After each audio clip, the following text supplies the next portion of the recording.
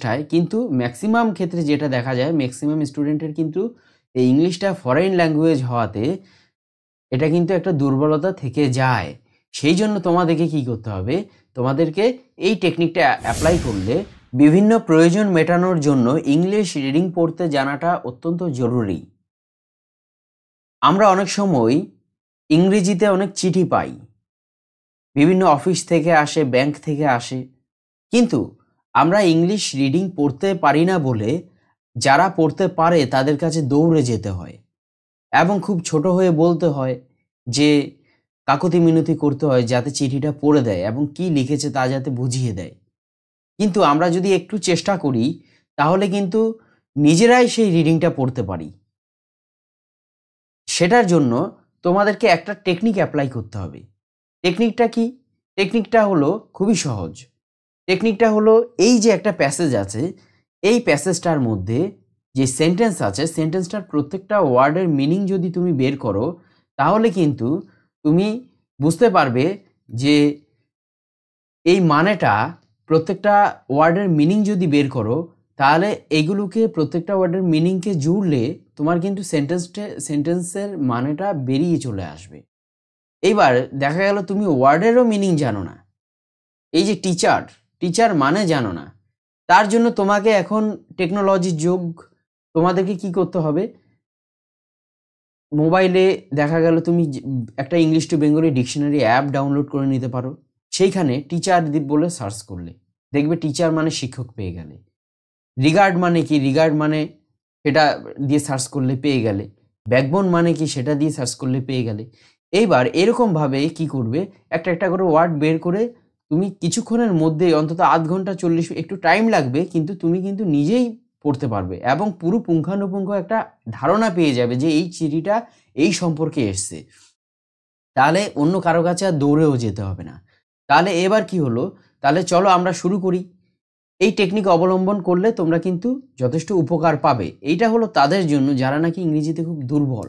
আমাদের মধ্যে অনেকেই আছে, যেহেতু ম্যাক্সিমাম তোমরা যারা এখন দেখছো ভিডিওটা, তারা অনেকেই আছে যারা বেঙ্গলি মিডিয়ামে পড়েছো, তার জন্য ইংলিশে একটা দুর্বলতা থেকেই যায়। যারা ভালো স্টুডেন্ট তারা তো অটোমেটিক তৈরি হয়ে যায় নিজেদের চেষ্টায়, কিন্তু ম্যাক্সিমাম ক্ষেত্রে যেটা দেখা যায়, ম্যাক্সিমাম স্টুডেন্টের কিন্তু এই ইংলিশটা ফরেন ল্যাঙ্গুয়েজ হওয়াতে এটা কিন্তু একটা দুর্বলতা থেকে যায়। সেই জন্য তোমাদেরকে কি করতে হবে, তোমাদেরকে এই টেকনিকটা অ্যাপ্লাই করলে তোমরা কিন্তু উপকার পাবে, উপকৃত হবে। তাহলে চলো আমরা শুরু করি। The teachers are regarded as the backbone of the society. Teacher মানে শিক্ষক, আর রিগার্ডেড এখানে প্যাসিভ ভয়েস হয়েছে, তাই রিগার্ড মানে সম্মান করা, এখানে রিগার্ড মানে বিবেচনা করা। একটা ওয়ার্ডের অনেক মানে হতে পারে। অ্যাজ মানে হিসেবে, দ্য ব্যাকবোন, ব্যাকবোন মানে মেরুদণ্ড, শিরদাঁড়া, অফ দ্য সোসাইটি, সোসাইটি সমাজ। তাহলে the teachers are regarded as the backbone of the society. সমাজে শিক্ষকদেরকে, the teachers are regarded as the backbone of the society, এটার মানে দাঁড়াচ্ছে যে শিক্ষকরা সমাজের মেরুদণ্ড হিসেবে বিবেচিত হয়, অর্থাৎ বিবেচনা করা হয়। শিক্ষকদেরকে সমাজের মেরুদণ্ড হিসেবে বিবেচনা করা হয়।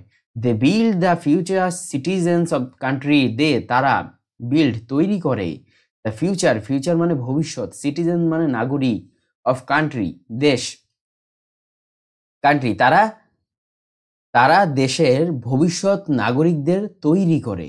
দে love students as their children. They তারা, লাভ ভালোবাসে, স্টুডেন্টস ছাত্রছাত্রীদেরকে, অ্যাজ দেয়ার চিলড্রেন, চিলড্রেন মানে এখানে সন্তানদের কথা বোঝাচ্ছে।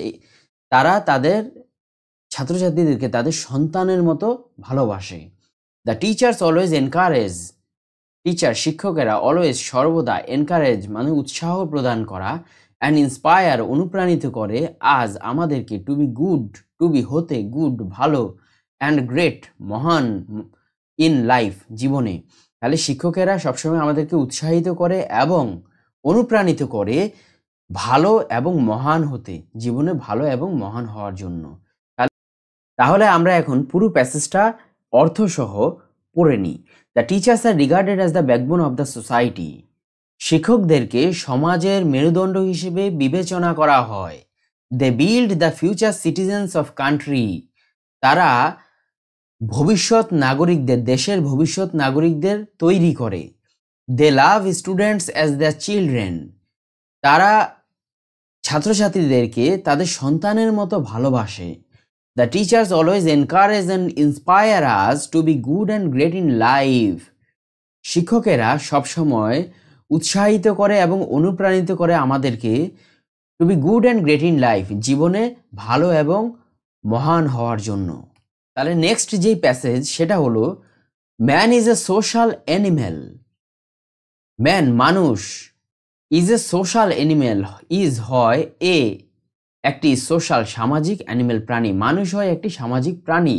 হি can't live alone, say cannot পারে না, লিভ বসবাস করতে বা বাঁচতে, অ্যালোন একাকী, সে একাকী বসবাস করতে পারে না বা বাঁচতে পারে না। No person can be happy without having sincere friends, no person অর্থাৎ কোনো ব্যক্তি না, ক্যান পারে, বি হতে, হ্যাপি খুশি বা সুখী, এখানে সুখী বোঝাচ্ছে, উইদাউট ছাড়া, হ্যাভিং সিনসিয়ার ফ্রেন্ডস অর্থাৎ সিনসিয়ার ফ্রেন্ডস আন্তরিক বন্ধু ছাড়া, অর্থাৎ কোনো ব্যক্তি সুখী হতে পারে না আন্তরিক বন্ধু ছাড়া। But selfish persons fail to make real friendship, but কিন্তু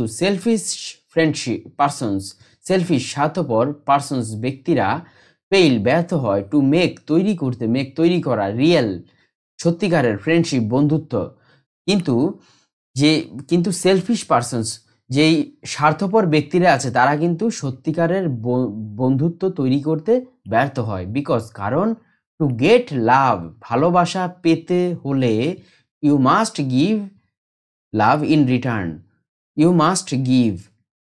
তোমাকে অবশ্যই ভালোবাসা দিতে হবে ইন রিটার্ন, পরিবর্তে। তাহলে পুরোটার আমরা পড়ে নিই। Man is a social animal, মানুষ হলো একটি সামাজিক প্রাণী।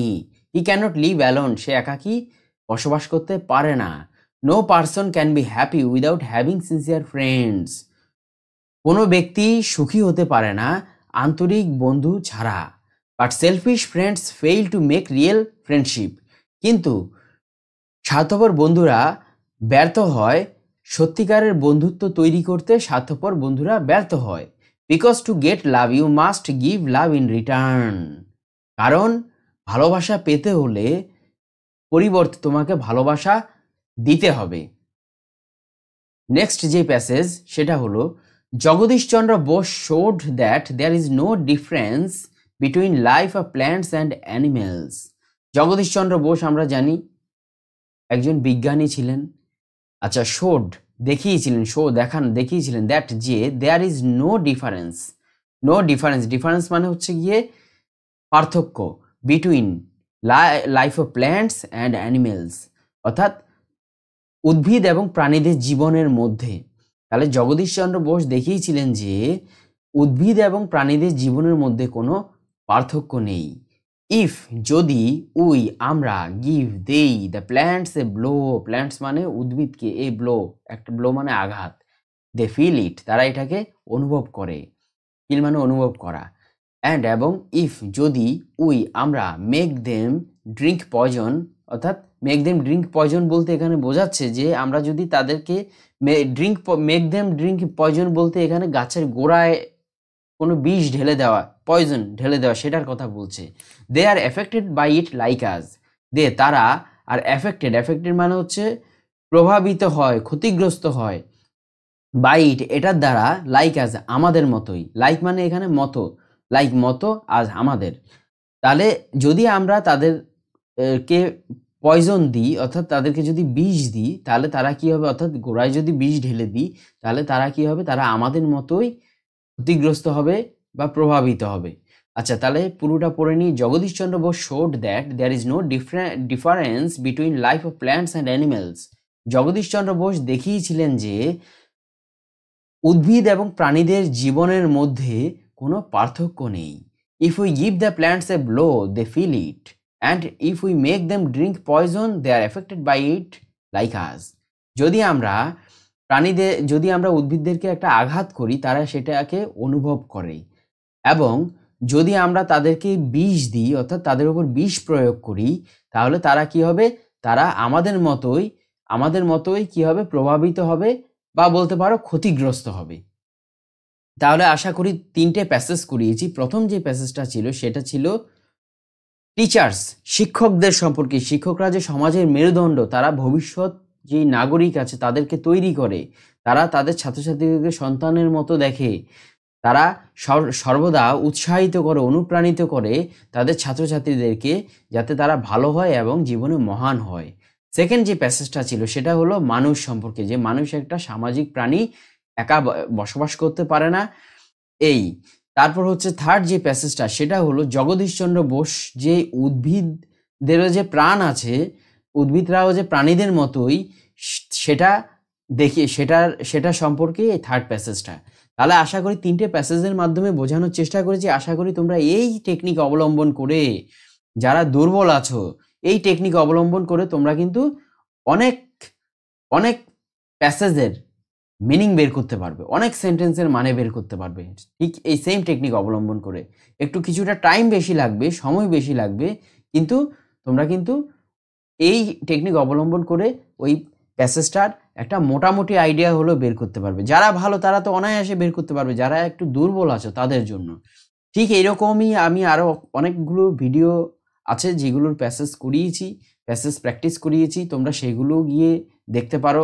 অলরেডি একটা প্লেলিস্ট তৈরি করা আছে এই ইংলিশ, এই রিডিং প্র্যাকটিসের ওপর।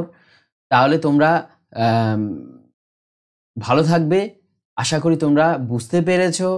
প্রত্যেকে ইংলিশ টিচিং লাইভ চ্যানেলটাকে সাবস্ক্রাইব করবে, ভিডিওটাকে লাইক করবে এবং কমেন্ট করবে। তাহলে সবাই ভালো থাকবে। আজকে এই পর্যন্তই।